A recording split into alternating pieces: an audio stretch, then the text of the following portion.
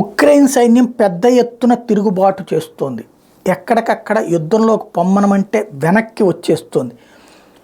ఇందులో Russia appointed governor తాజాగా Kherson రీజియన్లో ఆ విషయాన్ని ధృవీకరించారు. అంటే రష్యా వాడు కాబట్టి చెప్పుంటాడు అనుకోవచ్చు, కానీ అవద్విక కావచ్చు, ఆ చుట్టుపక్కల ఉన్నటువంటి 7 గ్రామాలలో ఇప్పటికే ఉక్రెయిన్ సైన్యం వెనక్కి వెళ్ళిపోయింది.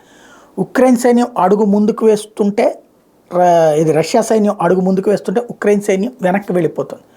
క్రమంగా ఈ మార్పులు అనేటువంటిది కనబడతా ఉంది. ఇప్పుడు రాబోయేటువంటి రోజులలో ఉక్రెయిన్ సైన్యం శాంతం పక్కకి వెళ్ళిపోతుందా, దాని పరిణామ క్రమం ఏమవుతుంది, దెబ్బతింటుందా దెబ్బతీస్తుందా, ప్రణాళికలు ఏమవుతాయి, ఇదే తెలియట్లా. ఉక్రెయిన్ అనేటువంటిది పూర్తిగా రష్యా హస్తగతం అయ్యే రోజులు దగ్గర పడేటటువంటి పరిస్థితి కనబడుతుంది.